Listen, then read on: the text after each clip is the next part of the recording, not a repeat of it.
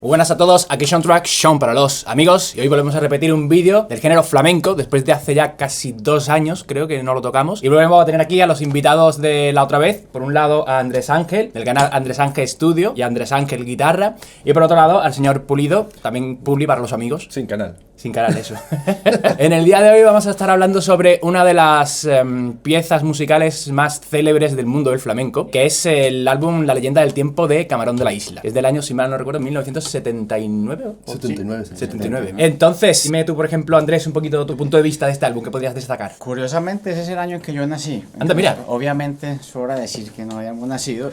Y imagínate la revolución que fue ese álbum en ese tiempo en el flamenco, porque es un álbum muy futurista para la época. De hecho, fue la crítica que le llovió durante décadas. Eso. Y estamos ahora en una época donde ya el oído se acostumbró a escucharlo, pero en aquella época eso fue un riesgo tremendo, sobre todo para un genio como Camarón, que venía de grabar, sobre todo con Paco, que tenía 10 álbumes con Paco, y venía grabando sobre todo en el por llamarlo así, un flamenco más tradicional.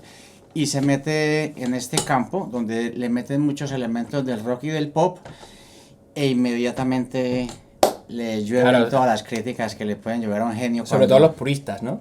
La gente más... Los puristas, la parte comercial, un riesgo muy grande, pero obviamente Camarón sabía lo que estaba haciendo, porque estaba adelantado para su época, y ahí salió este maravilloso disco que hoy en día suena ya de una manera mucho más digerible, si lo podemos llamar. ¿Tú, Puli, por ejemplo, la primera vez que escuchaste este disco, eras chiquitillo o lo descubriste ya más de mayor? No, era, bueno, yo qué sé, chiquitillo más bien, 12 o 13 añillos, ¿no?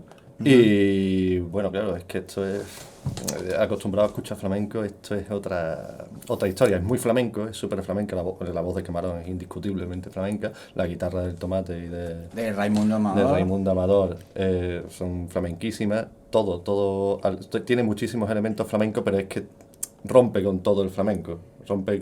Musicalmente tiene baterías, tiene un sitar de Gualberto, tiene letras que no son las normales, ¿no? Utiliza letras de Lorca, es una cosa totalmente distinta, ¿no? Hablando de Raimundo Amador, él siempre está muy metido en el rollo de blues y eso, ¿no? Pero ya en esa época él ya le metía al blues o estaba más enfocado al flamenco. Bueno, esto yo creo que ya tenía con Rafael, ya tenía con su hermano Rafael Amador, ellos ya decían sus cosas de blues. Yo no sé si además el disco de Veneno, ahora no me acuerdo, ¿no? Pero el disco de Veneno que graban con Kiko Veneno es anterior justo a este. Que Kiko Veneno también participa en este disco, creo, ¿no? Kiko Veneno le compone algunas letras, la de Volando Voy. Dice Kiko que él la canta y a Camarón le gusta y dice, pues cántala tú entonces, ¿no? En fin. Hablando de eso, el Raimundo Amador cuenta que en esa época, un poquito antes, había conocido a Jimi Hendrix. Raimundo Amador a Jimi Hendrix. Exactamente, entonces fue cuando empezó a tocar blues. Lo que pasa es que lo tenía que tocar en guitarra flamenca, que le gustaba mucho por los bending. Claro.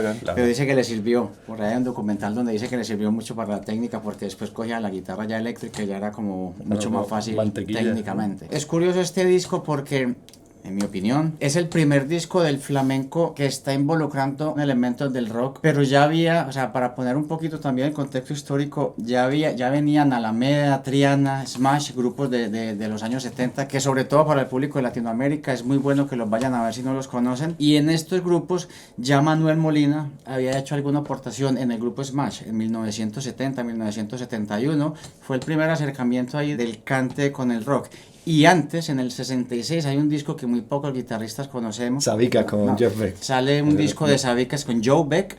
¿Joe Beck o Jeff Beck? Joe Beck, que fue la primera fusión de flamenco como con rock. Y a partir de ahí llega Smash con Molina, salen Triana, Alameda, que son grupos sobre todo de rock andaluz. Y ahí ya llega Camarón, que si es flamenco, incorporando se ve que se enteró de esa movida que existía, le picó, ¿no? La curiosidad, y dijo, yo quiero hacer algo con esta gente. Este disco, sobre todo, bueno, aparte de Camarón y de los artistas, pero hay un culpable que es el productor, culpable, entre comillas, entenderme, que es Ricardo Pachón, ¿no? Que ya él había producido los Smash, me parece, le había producido algo a Lola y Manuel. Y entonces, de hecho, este disco lo iban a grabar a Camarón y a Manuel Molina, ¿no? Pero al final no hubo ahí algo, no sé, no se entendieron o algo pasó. Y lo grabó Camarón, ¿no? Y, hombre, Ricardo Pachón tiene mucha culpa de hecho. Cuando se instalaron las bases norteamericanas por aquí cerca, en los pueblos de por aquí, llegaba directamente la música de Estados Unidos. Yo tengo un tío que en Morón, él pues, conocía a un general norteamericano, un militar norteamericano, norteamericano. Un pueblo que está un poquito más al norte de Sevilla, que tiene una base militar norteamericana. Y entonces, claro, sacaban un disco en Estados Unidos, a la semana lo tenía el militar, y el día siguiente lo tenía mi tío. Sí. Entonces mi tío escuchaba los Rolling antes que llegara aquí, en general, los Rolling, ¿no? Y entonces esa fusión... Escuchaba los Rolling de contrabando, ¿no? Claro, entonces esa fusión, eso permeaba, ¿no? Y estas son experiencias, ¿no? De ese tipo, ¿no? Del rock andaluz, ¿no? Sí, de hecho, en el disco, en La Leyenda del Tiempo, participan, si no estoy mal, el teclista, baterista y bajista de Alameda. Sí, el tacita. Los llaman para que metan los elementos de su música están totalmente en este disco. Al piano, sí, claro. Pues si os parece podemos escuchar un poquito del tema de La Leyenda del Tiempo. Vale, mira, tenemos aquí un vídeo de Camarón con su banda tocando La Leyenda del Tiempo en directo. Esto es en la televisión española de hace, pues yo que sé, más que de qué año puede ser esto. En el 79, sí, esta grabación es del 79. Venga, escuchamos un poquito y ahora comentamos.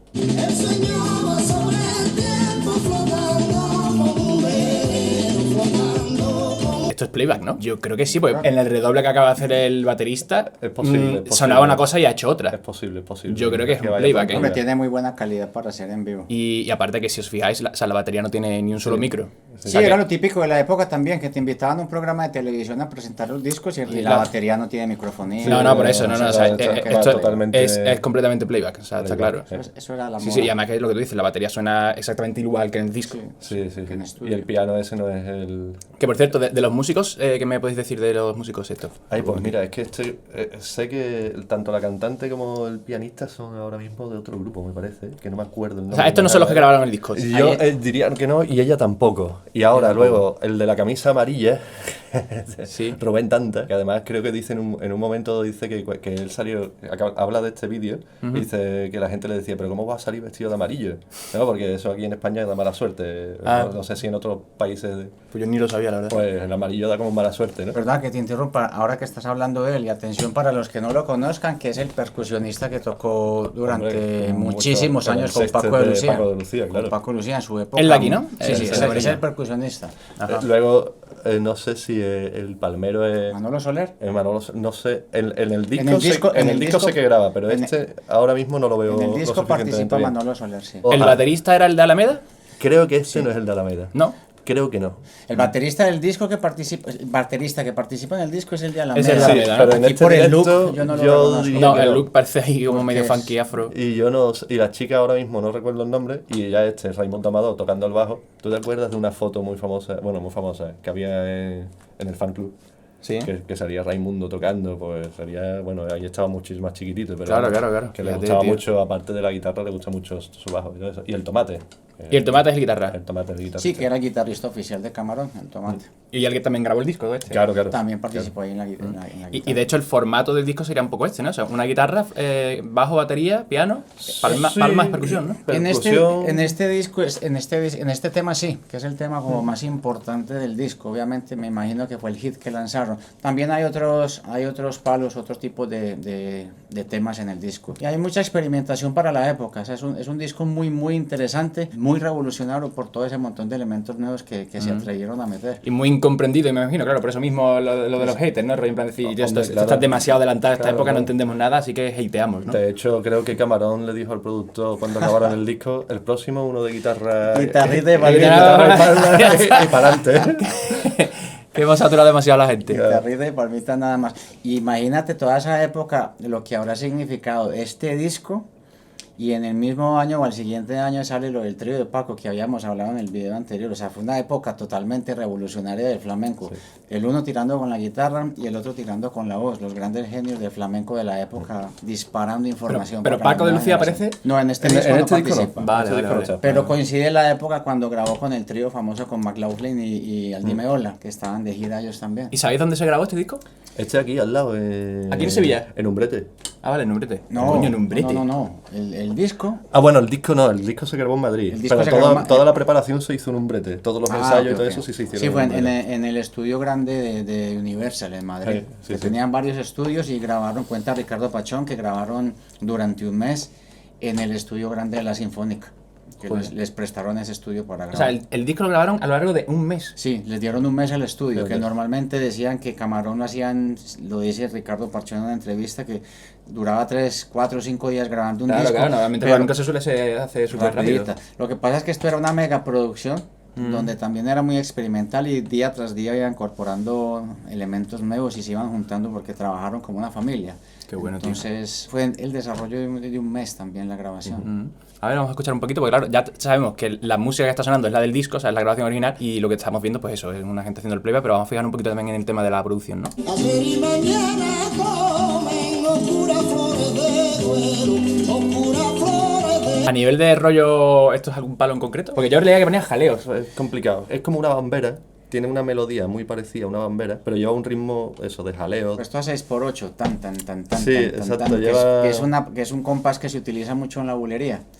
Y de tiempo es tela de rápido, ¿eh? Sí, va a una velocidad tremenda. Matemáticamente y musicalmente va en 6x8, tan, 1, 2, 3, 1, 2, 3. Lo que pasa es que la línea melódica de la voz recuerda a una bambera de La Niña de los Peines.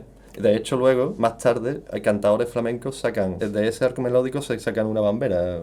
Meneses, no me bajo del columpio, ¿quién tiene grabado? No me bajo del columpio porque no me da la gana, que hace el mismo arco melódico que al final hecho, ¿sabes? ¿Qué has dicho? Bambera. ¿Bambera Sí, qué es? Es un palo flamenco. Fijaos también que además no, para nada se parece a un flamenco tradicional, ¿no?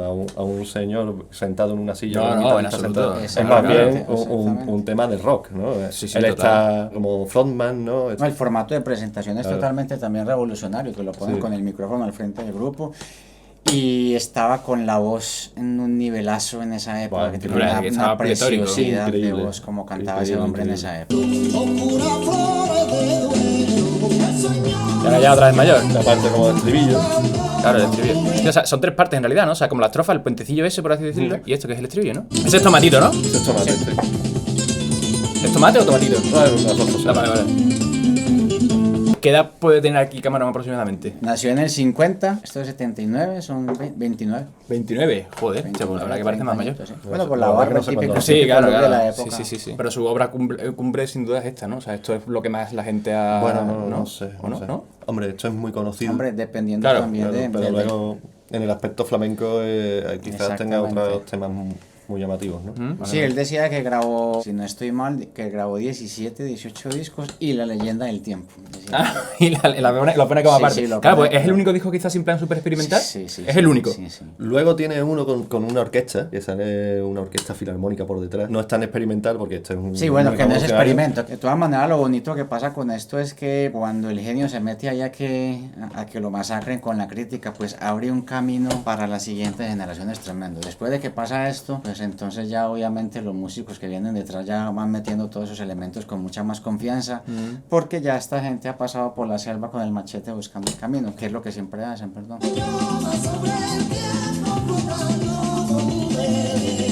A nivel de producción, tío, la batería suena 100% a grupo setentero. Es que eso te quería preguntar. Rock. ¿Qué te parece a ti cómo está nivelado todo, la reverberación que tiene Para empezar, voz y todo esto? me ha llamado la atención sobre todo, porque ahora lo baja un poquito, pero cuando está más fuerte es que está ultra mega comprimido. O sea, parece una producción de metal, te lo juro. O sea, está todo... De hecho, fíjate el búmetro, prácticamente no baja, está siempre ahí plano, ¿sabes?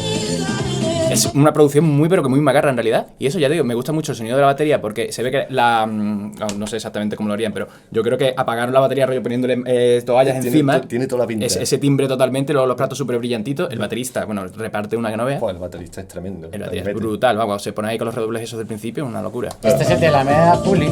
Este no sé por el look. No lo sé, no reconozco la cara de la época. Bajo fraseando exactamente todo, está súper guapo. ¿El bajo también lo grabó Raimundo? Yo creo que lo hizo. ¿Está compuesto por él? Yo porque creo está que sí. guapísimo. Está guapísimo. Está tela de chulo, no me he imaginado yo a Raimundo haciendo una cosa así, la verdad.